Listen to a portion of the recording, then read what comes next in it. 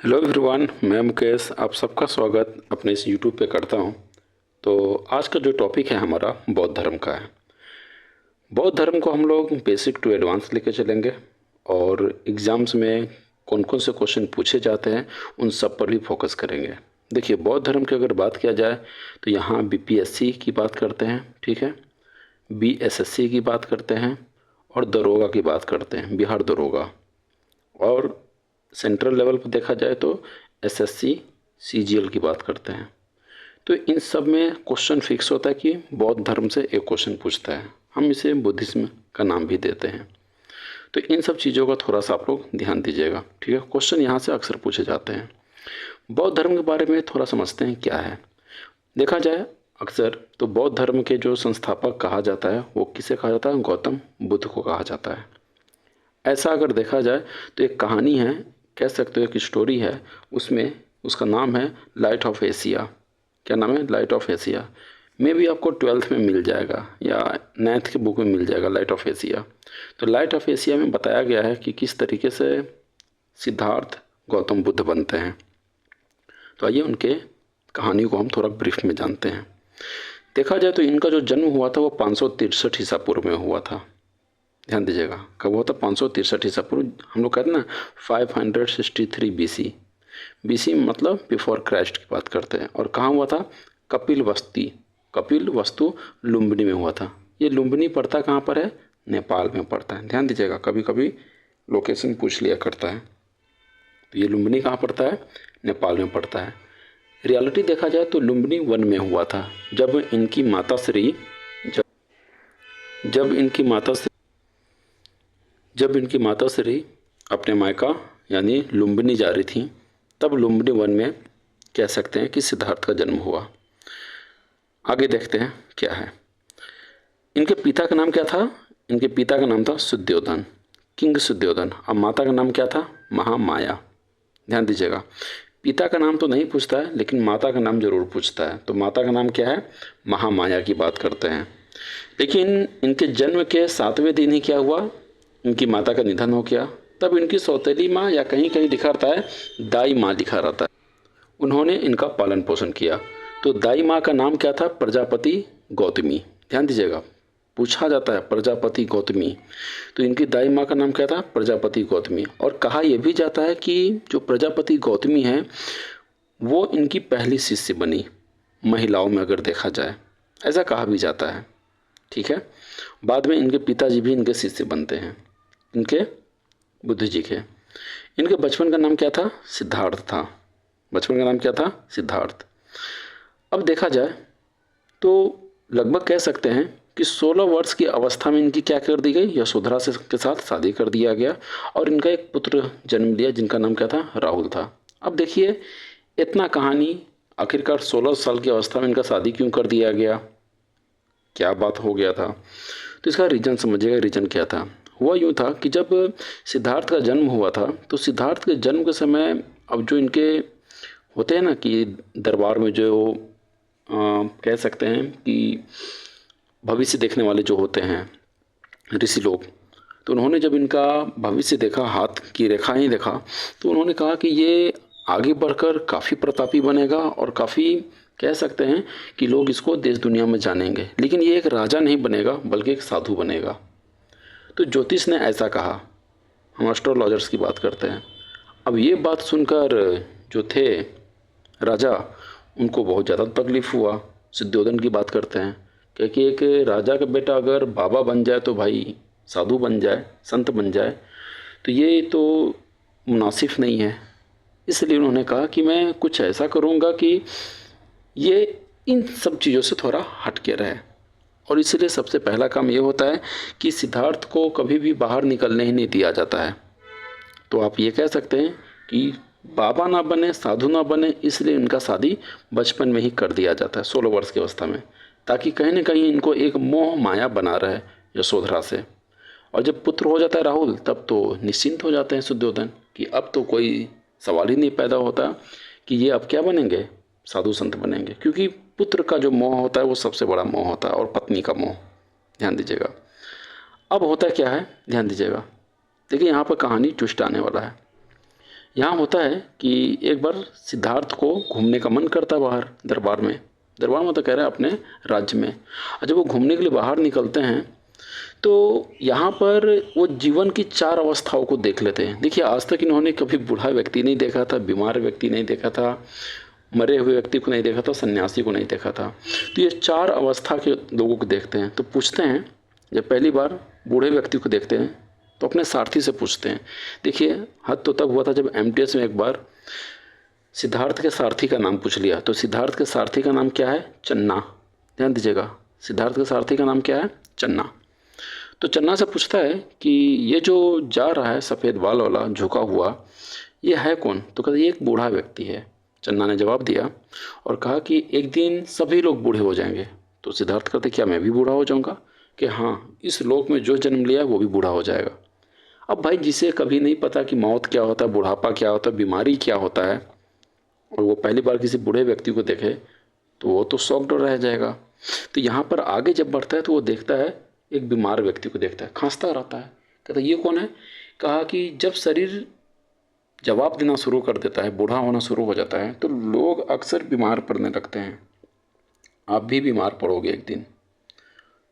सिद्धार्थ और घबरा जाते हैं। फिर जब आगे जाते हैं तो हद ही पार हो जाता है, एक मुर्दा जाता रहता है जिसको लोग 4 कंधे पर ले जाते हैं। तो कहते ये कौन है? कि एक दिन सबको इस लोक में मर जाना है, कोई जिंदा नहीं रहेगा, सब मर जाएंगे, सबका एक समय होता है। अब यहाँ पर ये काफ़ी ज़्यादा परेशान हो जाते हैं। अब ये सोचने लगते हैं एक दिन सबको मर जाना है। देखो, मरना तो सबको है, ये बात आप भी जानते हो, ये बात हम भी जानते हैं, लेकिन फिर भी इंसान का धैर्य देखो, मृत्यु अटल है, इस चीज़ को इंसान एक्सेप्ट करके चलता है, इस चीज़ को इंसान एक्सेप्ट करके चलता है और अपनी ज़िंदगी को जीता है।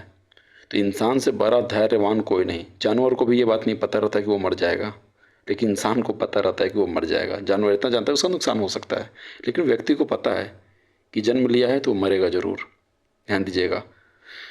फिर लास्ट में देखता है एक सन्यासी रहता है जो मुस्कुराता रहता है और तपस्या में लीन रहता है। तो चन्ना से पूछता है ये कौन है जिसे किसी चीज़ का खौफ नहीं? तो चन्ना कहता है ये ईश्वर पे ध्यान लगा रहा है, अमर हो रहा है। कहता अमर? क्या? हाँ, ईश्वर पे ध्यान लगाने वाला अक्सर अमर हो जाते हैं। तो इस तीनों ऑप्शन में से कौन सा ऑप्शन, चारों ऑप्शन में से कौन सा ऑप्शन अच्छा लगता है सिद्धार्थ को? सन्यासी का। और कहते हैं ठीक है, मुझे भी अमर होना है, मुझे भी मृत्यु पर विजय पाना है। लेकिन ये अमर वो अमर नहीं था अमृतपान वाला अमर। ये अमर कौन सा अमर था? ईश्वर में ध्यान लगाए रखना और सच को जानना, बुद्धि को जानना।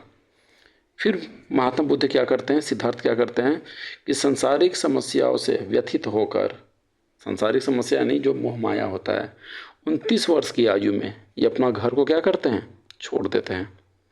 और जब घर छोड़ते हैं तो उस इंसिडेंट को क्या कहते हैं? महाभिनिष्क्रमण। देखो, बीपीएससी दरोगा सबसे ज़्यादा इस क्वेश्चन को आज तक पूछा है, यूपीएससी तक पूछा है कि महाभिनिष्क्रमण क्या कहलाता है। तो महाभिनिष्क्रमण, महात्मा बुद्ध ने जब घर छोड़ा तो महाभिनिष्क्रमण कहलाया। निष्क्रमण का मतलब कह सकते हो त्याग देना, और महाभिनिष्क्रमण तो बौद्ध धर्म में यूज किया जाता था किसी भी काम के लिए। तो महाभिनिष्क्रमण कहलाया। क्या कहलाया? घर छोड़ने की, गृह त्याग, यानी जब इन्होंने घर को ड्रॉप किया अपने, तो वो क्या कहलाया? महाभिनिष्क्रमण कहलाया। ज्ञान की खोज, ज्ञान की खोज, ध्यान देना, ज्ञान की खोज का मतलब ये नहीं कि ए से लेके जेड तक और क से लेके ज्ञानी वाले ज्ञान तक। ज्ञान की खोज इसे नहीं कहते। ज्ञान की खोज इट मीन्स, दैट मीन्स कह सकते हो इनलाइटमेंट। इनलाइटमेंट का मतलब समझते हो? ईश्वर की खोज करना। तो ज्ञान की खोज में बुद्ध इधर उधर भटकते रहे, फिर इन्हें अलार कलाम मिले। अलार कलाम बुद्ध के पहले गुरु हैं और इन्होंने सांख्य दर्शन की शिक्षा ली। ध्यान दीजिएगा, ये सांख्य दर्शन का जिक्र किया जाता है कहाँ? वैदिक सिविलाइजेशन में, वैदिक काल में। वैदिक काल में 6 दर्शन थे, जैसे सांख्य दर्शन था, योग दर्शन था, ठीक है, वैशेषिक दर्शन था, ठीक है, फिर पूर्वी मीमांसा, उत्तर मीमांसा दर्शन, ये सारे दर्शन के नाम हैं। और ये सारे दर्शन की अगर बात किया जाए तो ये कहाँ से बने हैं? वेद के अध्ययन करने से बने हैं। तो सांख्य दर्शन की बात करते हैं। तो सांख्य दर्शन अगर देखा जाए तो सांख्य दर्शन की शिक्षा किससे लिया? अलार कलाम से लिए।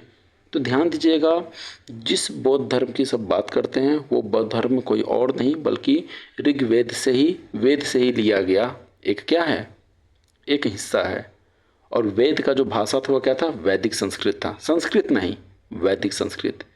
तो दुनिया का सबसे पुराना भाषा कौन सा है, वैदिक संस्कृत, संस्कृत नहीं है, वैदिक संस्कृत से लगभग सारे भाषाएं बने अलग अलग होकर के। तो इन चीज़ों का थोड़ा ध्यान दीजिएगा, कुछ इंपॉर्टेंट चीज़ें हैं। तो महात्मा बुद्ध के पहले गुरु कौन थे, अलार कलाम थे। आगे बढ़ते हैं। अब महात्मा बुद्ध को जब ज्ञान की प्राप्ति हो जाता है, यानी ईश्वर उन्हें साक्षात दर्शन दे देते हैं, तब बुद्ध के कह सकते हैं कि 5 मित्रों के वन में लगभग कई वर्षों तक कठोर तपस्या करते हैं, और सारनाथ के इसके बाद महात्मा बुद्ध का ज्ञान की प्राप्ति के बाद वहाँ चले जाते हैं। तो महात्मा बुद्ध को जब ज्ञान की प्राप्ति होता है तो वो सारनाथ चले जाते हैं, और कह सकते हैं कि सारनाथ में इसने क्या किया था, सबसे पहला उपदेश दिया। सबसे पहला उपदेश सरमन्स की बात करते हैं तो फर्स्ट सरमन्स कहाँ दिया उपदेश, महात्मा बुद्ध ने सारनाथ में दिया। सारनाथ वही जो आपका वाराणसी में पड़ता है। आगे बात करते हैं। महात्मा बुद्ध के 4 आर्य सत्य हैं, आर्यन सत्य जिसकी बात करते हैं। तो पहला है दुख, दूसरा है दुख का निवारण, दुख समुदाय, ठीक है, और इसे किस तरीके से कंट्रोल किया जाए। तो आपसे ये सब नहीं पूछेगा, आपसे जब भी पूछेगा ये पूछेगा महात्मा बुद्ध के आर्यंस, ट्रुथ आर्यंस कितने हैं, माफ़ करना, कितने आर्य सत्य हैं। तो कितने आर्य सत्य हैं, 4 है। बस ये नंबर पूछ लेता है, ठीक है। क्वेश्चन यहाँ से पूछता है बौद्ध धर्म से। यूपीएससी 2019 का 18 क्वेश्चन उठाइएगा, आपको ये मिल जाएगा। बौद्ध धर्म के त्रिरत्नाथ, 3 जेम्स की बात करते हैं, तो कौन कौन से हैं, बुद्ध, संघ, धम्म, या बुद्ध धम्म संघ, जो भी कह सकते हो आप।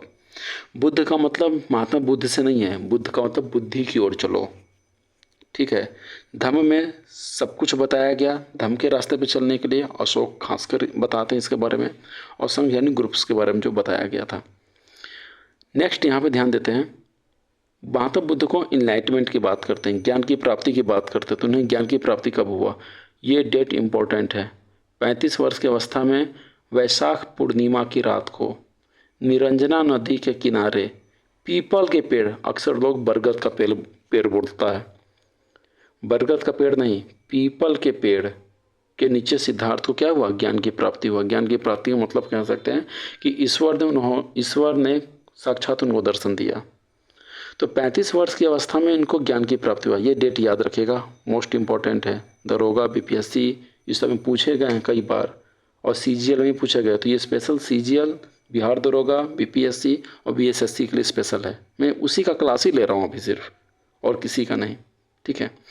तो 35 वर्ष की अवस्था में इनको ज्ञान की प्राप्ति हुआ। 29 वर्ष की अवस्था में इन्होंने क्या किया, घर को त्यागा। 29 वर्ष यानी 29 ईयर्स की एज में इन्होंने क्या किया, फाइनली अपने घर को ड्रॉप कर दिया।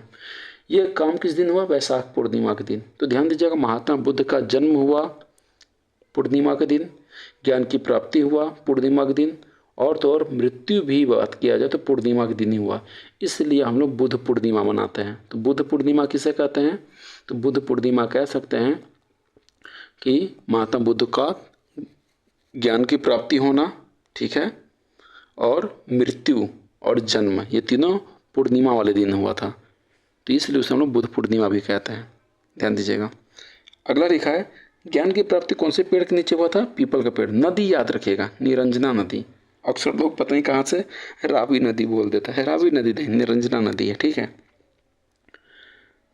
सिद्धार्थ को जब ज्ञान की प्राप्ति हुआ तो वो क्या कहलाए, बुद्ध कहलाए।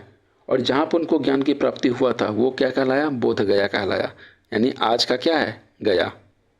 तो उसे बोध गया कहा गया, ठीक है। चलिए नेक्स्ट ध्यान देते हैं। ये क्वेश्चन वीवीआईपी, थोड़ा ध्यान दीजिएगा। बुद्ध ने अपना प्रथम उपदेश सारनाथ में दिया। ध्यान देना, फर्स्ट सरमन्स, उपदेश का मतलब सरमन्स की बात करते हैं। तो फर्स्ट सरमन्स कहाँ दिया, सारनाथ में दिया, वही बनारस के पास जो है। और पहला सरमन्स क्या कहलाया, धर्म चक्र प्रवर्तन। सिविल सर्विस में पूछा गया क्वेश्चन है ये। तो धर्म चक्र प्रवर्तन, ध्यान दीजिएगा, धर्म चक्र परिवर्तन कहा गया, पहला उपदेश को कहा गया। और ये उपदेश कौन से भाषा में दिया गया था, पाली भाषा में। एमटीएस और सीजीएल का क्वेश्चन ये रहा कि महात्मा बुद्ध ने जो पहला उपदेश दिया था, फर्स्ट सरमन दिया था, उसे क्या कहा गया, धर्म चक्र परिवर्तन। ये यूपीएससी और बीपीएससी टाइप्स क्वेश्चन है ये। और पाली भाषा में ये उपदेश दिया था, ये एसएससी टाइप क्वेश्चन है।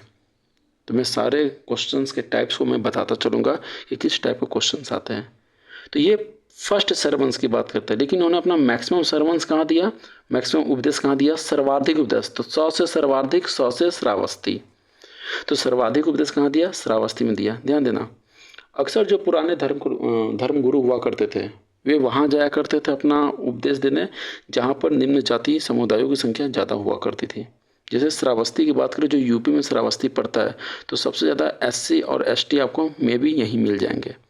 तो वहाँ के लोगों को उन्होंने सबसे ज़्यादा क्या दिया, उपदेश दिया।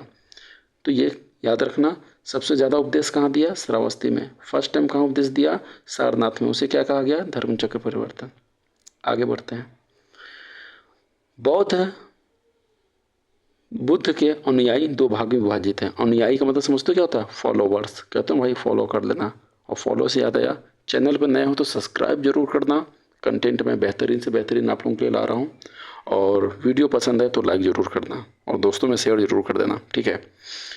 तो कर देना, जैसे भी हो बस कर देना है। तो बौद्ध धर्म के अनुयायी दो भागों में बटे थे। अनुयायी का मतलब फॉलोवर्स, जो इनको फॉलो किया करते थे।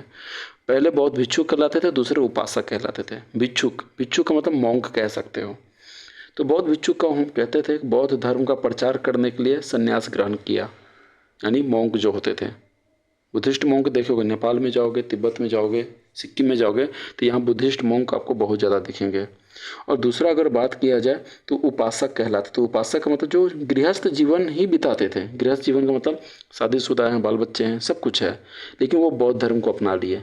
तो अभी बौद्ध भिक्षुक कम हैं, सबसे ज़्यादा कौन है, उपासक हैं, जो गृहस्थ जीवन बिता रहे हैं लेकिन कौन से धर्म को अपना लिए, बौद्ध धर्म को। और अभी बौद्ध धर्म को सबसे ज़्यादा एससी और एसटी समुदाय तो कम, एससी समुदाय, शेड्यूल कास्ट के लोग ज़्यादा अपनाए हैं, ठीक है।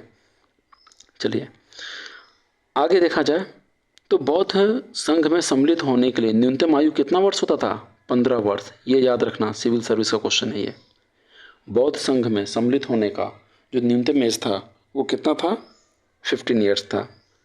तो एक चीज़ और याद रखना, यहाँ पर कुछ सिंबल से क्वेश्चन पूछ लेता है। सिंबल्स का मतलब कि बुद्ध के जीवन से संबंधित बौद्ध धर्म के प्रतीक चिन्ह क्या क्या हैं, ये पूछा गया है, ये पूछा गया है, मृत्यु पूछा गया है, निर्वाण पूछा गया है। लगभग सारे पूछे ही गए हैं, ठीक है। तो इस चीज़ का थोड़ा ध्यान दीजिएगा।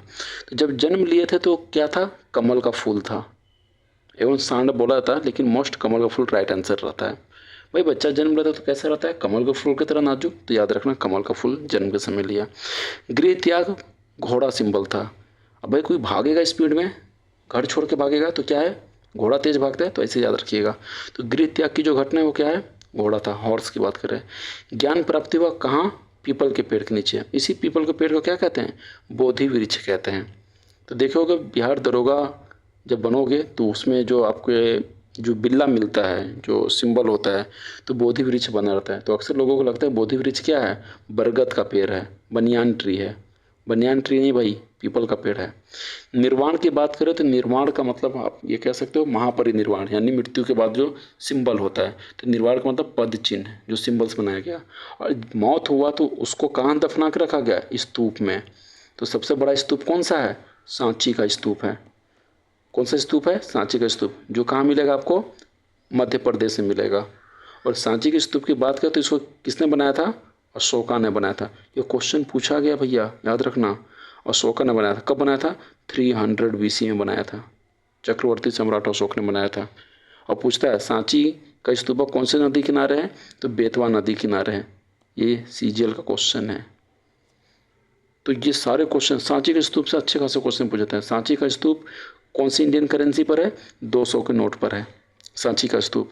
सांची का स्तूपा कौन सा स्तूपा है, बुद्ध जी का सबसे बड़ा स्तूपा है। और स्तूप क्यों बनाए जाते थे, स्तूप इसलिए बनाए जाते थे ताकि उसमें जो बौद्ध धर्म के गुरु हैं उनके अवशेष को, अवशेष यानी जो फॉसिल्स बचते थे शरीर के, नाखून, बाल या जो भी होते थे बोन्स वगैरह कुछ, उसे उसमें दफना के रख दिया जाता था एक छोटे से बर्तन में, ताकि ये एविडेंस रहे कि यहाँ वाकई में धर्म पहले था, बौद्ध धर्म था। तो धर्म के बारे में बताने के लिए इसको स्तूपा में दफना के रख दिया गया, दबा के रख दिया गया। तो सांची की स्तूप सबसे बड़ा स्तूप है जो मध्य प्रदेश में है। अशोक जो है, अशोक ने सांची का स्तूपा बनाया जो बेतवा नदी के किनारे है। ठीक है, और बेतवा नदी कहाँ है? तो मध्य प्रदेश की राजधानी भोपाल, यानी भोपाल साइड में आपको सांची का स्तूपा मिल जाएगा। आगे आते हैं, ये क्वेश्चन मेरे से पूछा गया था एग्जाम में, यूपी पीसीएस में, कि ऐसे कौन से धर्मगुरु जिनका मृत्यु 80 वर्ष की अवस्था में हुआ। और ये पिछले साल का बिहार दरोगा का भी क्वेश्चन है कि ऐसे कौन से धर्मगुरु जिनका मौत 80 साल में हुआ मृत्यु। तो मृत्यु 80 साल में हुआ किसका? महात्मा बुद्ध का मृत्यु 80 साल की अवस्था में हुआ। 483, जन्म कब लिया था? 563, और 483 में उनका डेथ हुआ। तो 483 जब घटाओगे तो 80 वर्ष आ जाएगा। और कहाँ डेथ हुआ? कुशीनगर में। देखो जन्म कहाँ लिए थे? लुम्बिनी वन में। लुम्बिनी वन में, आज लुम्बिनी एक छोटा सा शहर हो गया है। और डेथ कहाँ हुआ? कुशीनगर में महात्मा बुद्ध का डेथ हो गया। और महात्मा बुद्ध के डेथ को क्या कहा गया? महापरिनिर्वाण। ये भी पीपीएससी में पूछा गया, कई टाइम्स पूछा गया क्वेश्चन है कि महात्मा बुद्ध का जब घर छोड़े थे तो क्या कहलाया था? महाभिनिष्क्रमण कहलाया। जब इन्होंने पहला उपदेश दिया तो क्या कहलाया? धर्मचक्र परिवर्तन कहलाया। और जब इन्होंने, कह सकते हो जब इनका निधन हुआ तो क्या कहलाया? महापरिनिर्वाण कहलाया। निर्वाण का मतलब निर्वाण हो जाना अच्छे से। ठीक है, मुक्ति। निधन के पश्चात बुद्ध के अस्थि और अवशेष को, यानी जो फॉसिल्स थे उनके कुछ, उसको कहाँ रखा गया? 8 जगहों पर स्थापित किया गया और स्तूप का निर्माण करा दिया गया ताकि वो सेफ रहे। जिसमें सबसे बड़ा स्तूप कौन सा है? सांची का स्तूप है। ध्यान देना, ये क्वेश्चन बहुत इंपॉर्टेंट है। ठीक है, सांची का स्तूप सबसे बड़ा स्तूप है। आगे आते हैं, अब देखिए महात्मा बुद्ध के मृत्यु के बाद क्या हुआ। महात्मा बुद्ध के मृत्यु के बाद आप कह सकते हो कि 4 बौद्ध संगति का मतलब बुद्धिस्ट काउंसिल का अनाउंस किया गया। और इस बुद्धिस्ट काउंसिल को हम देखते हैं तो 4 टाइप्स में अक्सर बच्चे लोग बहुत ज़्यादा क्वेश्चन गलत करते हैं, पता नहीं क्यों। तो आज हम इसको ट्रिक लेकर आए हैं, बेहतरीन ट्रिक के साथ बताते हैं। ये ऐसे ही याद होगा, अदरवाइज कोई तरीका नहीं कि इसको याद कर लिया जाए। तो महात्मा बुद्ध के मृत्यु के बाद क्या होता है? 4 बुद्धिस्ट काउंसिल को रखा जाता है। तो राजगीर, वैशाली, पाटलिपुत्र, कुंडलवन, इस 4 जगह रखा जाता है। तो समझना, इसको ट्रिक बताते हैं याद कैसे करना है। देखिए, फर्स्ट बुद्धिस्ट काउंसिल होता है 483 बीसी में। बीसी का मतलब बिफोर क्राइस्ट। फिर 100 साल बाद होता है 383 में। फिर अप्रोक्स 100 के आसपास ही ले जाना उसको, 255 में। और यह है 1 AD, एनो डोमिनी की बात करते हैं, पहले शताब्दी में 1 AD। ठीक है, 1 AD की बात करते हैं, पहले शताब्दी की बात करते हैं। ठीक है, तो 4 हुए। इसमें ट्रिक लगाना, राजगीर से रा, वैसे वैशाली का वै, अप्पा से पाटलिपुत्र का पा, और कुंडलवन का कु, रा वै पा कु, ऐसे याद रखना है। क्योंकि यहाँ से जब भी एग्जाम में पूछेगा, कैसे पूछेगा कि 3rd बुद्धिस्ट काउंसिल कब हुआ, यानी तीसरा बौद्ध संगति कब हुआ। तो कब हुआ ये तो याद ही रहेगा 255, लेकिन कहाँ हुआ तो यहाँ कन्फ्यूज हो जाओगे। तो याद रखना, रा वै पा कु, तीसरा रा वै पा से पाटलिपुत्र में हुआ। और इसको कैसे याद रखोगे? आ का अ क, आ का अ क। आ से अजात शत्रु, का से कालाशोक, अ से अशोक, क से कनिष्क। तो आ का अक। तो ट्रिक क्या याद रखोगे राजा में? आ का अ ख, अजात शत्रु, कालाशोक, अशोक और कनिष्क, ऐसे याद रखना। तो अब पूछेगा घुमाकर कि सेकेंड बुद्धिस्ट काउंसिल में राजा कौन था। तो सेकेंड यानी आका, का से कालाशोक था। ध्यान दीजिएगा, कौन था? कालाशोक था। फर्स्ट बुद्धिस्ट काउंसिल में कहाँ हुआ था? तो रावे पाकू, रा से राजगीर। 4th बुद्धिस्ट काउंसिल कहाँ हुआ था? तो रावे पाकू, कु से कुंडलवन। ध्यान देना, ये कुंडलवन की बात करती है, कहाँ का है? कुंडलवन कश्मीर की बात कर रहा है। ध्यान देना, कुंडलवन कश्मीर में, और कुंडलग्राम कहाँ है? वैशाली की तरफ है।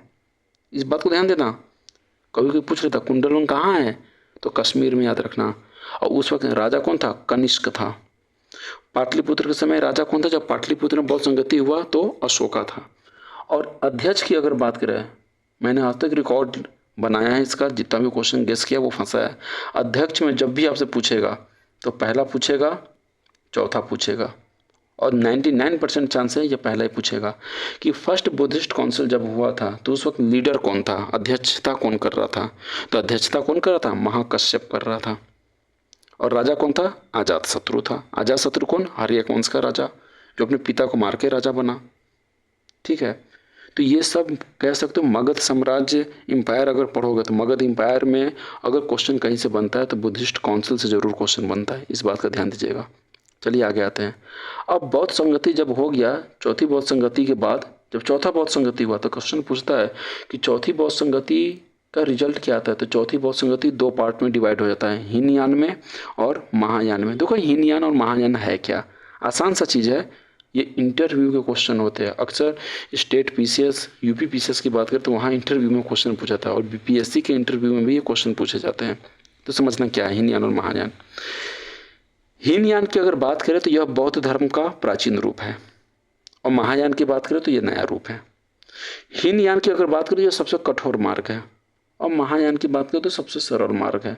इसके द्वारा अधिक लोग निर्वाण को प्राप्ति कर लेते हैं और इसके द्वारा कम लोग निर्वाण को प्राप्ति करते हैं। ठीक है, नेक्स्ट देखते हैं कि यह बुद्ध के अलौकिक गुण वाला सामान्य पुरुष मानते थे, बुद्ध को नॉर्मल पुरुष मानते थे, कौन, हीनयान। लेकिन महायान वाले क्या करते हैं, बुद्ध को भगवान मानते हैं। तो सबसे ज़्यादा क्वांटिटी इस वक्त किसका है, महायान का है। तो ध्यान देना, जो सबसे ज़्यादा टफ है, सबसे ज़्यादा पुराना है, वो हीनयान में चला जाएगा और जो सबसे ज़्यादा नया है, जो सब कुछ अपडेटेड है, वो कहाँ आ जाएगा, तो महायान में आ जाएगा। तो हीनयान और महायान कब डिवाइड होता है, ये हीनयान और महायान डिवाइड होता है फोर्थ बुद्धिस्ट काउंसिल में। और फोर्थ बुद्धिस्ट काउंसिल कहाँ हुआ था, तो रावय पा कु से कुंडलवन में हुआ था। ट्रिक याद रखना, बहुत बढ़िया है। ठीक है, अगला देख लेते हैं बौद्ध साहित्य को। तो बुद्धिस्ट लिटरेचर को देखा जाए तो इसको देखा जाए तो 3 पार्ट में डिवाइड कर दिया गया। ये पूछता है विनय पिटक, सुत्त पिटक, अभिधम्म पिटक। विनय पिटक की बात की जाए तो इसमें बुद्धिस्ट मॉन्क थे और सब जो थे मेल और फीमेल, इन सब के आचरण संबंधी नियम थे। आचरण का मतलब इनके बारे में, इनके बनने के प्रोसेस के बारे में थे विनय पिटक में। सुत्त पिटक में क्या था, सुत्त पिटक में था बौद्ध धर्म के उपदेश संकलित थे। मतलब महात्मा बुद्ध ने कहाँ कहाँ अपना सरमन्स दिया, जैसे फर्स्ट सरमन सारनाथ में दिया, मैक्सिमम सरमन्स कहाँ दिया, तो उन्होंने दिया श्रावस्ती में दिया। तो ये सब कहाँ मेंशन किया गया है, सुत्त पिटक में मेंशन किया गया है। और यही नहीं, अशोक बौद्ध धर्म को जो फॉलो करते हैं तो अशोक बिहार में एक पहाड़ है, उस पहाड़ का नाम है बराबर का पहाड़। बराबर के पहाड़ के अंदर 3 गुफा भी बनाते हैं और उस गुफा में बौद्ध धर्म के बारे में लिखवाते भी हैं। तो ध्यान दीजिएगा, सुत्त पिटक में क्या किया गया था, बौद्ध धर्म के उपदेश को संकलित किया गया। उपदेश, ध्यान देना, काउंसिल नहीं, काउंसिल यानी संगति हो गया, उपदेश यानी सरमन्स की बात करते हैं। तो सुत्त पिटक में बौद्ध धर्म के उपदेश को संकलित किया गया, उसके बारे में मेंशन किया गया। अभिधम्म पिटक में क्या किया गया, तो इसमें बौद्ध धर्म की दार्शनिक व्याख्याएं दी गई और इसका सबसे महत्वपूर्ण भाग था कथा वस्तु। तो यह कह सकते हैं दार्शनिक व्याख्याएं का मतलब समझना, दार्शनिक का मतलब क्या होता है, दर्शन का मतलब होता है रियलिटी, रियलिटी कहते हैं वेकअप टू रियलिटी। तो उसे रियलिटी के बारे में बताया गया अभिधम्म पिटक में। ठीक है, फिलॉसफी की बात करते हैं। अगला मोस्ट इंपॉर्टेंट है, ध्यान दीजिएगा, अगला है जातक की कथाएं। अक्सर ये एक लाइन पूछ लेता है कि जातक की कथाएं कौन से भाषा में है, पाली भाषा में है। और इसमें क्या बताया गया, ये नंबर वगैरह नहीं पूछता है, लेकिन याद रखना 549 549 है। बुद्ध के पूर्व जन्मों की कथाओं के बारे में से बताया गया है। ध्यान देना, जैन धर्म के लोग पुनर्जन्म को नहीं मानते हैं, लेकिन बौद्ध धर्म के लोग मानते हैं। और बौद्ध धर्म के लोग जो पुनर्जन्म को मानते हैं, तो आप कह सकते हो जैसे Chandni Chowk to China movie देखा होगा, तो उसमें वो लोगों को यकीन था कि लूसेंट फिर से जन्म लेगा, फिर से आएगा। तो याद रखें, बौद्ध धर्म के लोग पुनर्जन्म पर विश्वास करते हैं। और बुद्ध चरित्र की अगर बात किया तो जातक की कथाओं में क्या लिखा गया है, जातक की कथाओं में बताया गया है बौद्ध धर्म के पुनर्जन्म के बारे में। क्लियर है, पाली भाषा में। बुद्ध चरित्र की अगर बात किया जाए तो बुद्ध चरित्र बौद्धों का रामायण कहा जाता है, जिस तरह से हमारे रामायण है। ठीक है, तो रामायण कमेंट करके बताना कि रामायण के रचनाकार कौन है। रामायण के रचनाकार, रामायण के रचनाकार, रामायण के रचनाकार यानी इन्होंने कंपोज किया है, तो रामायण के रचनाकार कौन है। ऑप्शन नहीं दूंगा, कमेंट करके बताना है। ठीक है, धम्मपद की बात करें तो पाली भाषा में रचा गया है, इसे बौद्धों का गीता कहा जाता है। और ये भी बताना भगवत गीता किसने लिखा है, तो कमेंट करके बताना रामायण किसने लिखा और भगवत गीता किसने लिखा। ठीक है, आगे बात करते हैं। तो आगे ज़्यादा बात नहीं है, वीडियो पसंद आया हो, ठीक है, तो वीडियो पसंद आया तो भाई लाइक ज़रूर करना। ठीक है, शेयर दोस्तों को जरूर करना। और कोई भी डाउट है या फिर कोई नया कंटेंट आप चाहते हो कि सर इस पर वीडियो बना दीजिए, तो मैं उस पर वीडियो ज़रूर बना दूंगा। चैनल पर नए हो तो सब्सक्राइब करना बिल्कुल भी मत भूलना, ठीक है। आप लोगों का एक एक सब्सक्राइब थोड़ा सा मोटिवेट करता है और भी बेहतरीन कंटेंट लाने के लिए। तो वीडियो में आग लगा दो भाई, शेयर कर दो, ठीक है। जहाँ ये सफ़ेद कलर का सब्सक्राइब वाला बटन दिख रहा है ना, दबा डालो, दोबारा नहीं एक ही बार। और बेल आइकन पे ऑल पे ज़रूर प्रेस करना, ठीक है। तब तक के लिए जय हिंद। फिर नेक्स्ट मिलते हैं जैन धर्म को लेकर, ठीक है। वीडियो पसंद आए तो लाइक ज़रूर करना, ठीक है।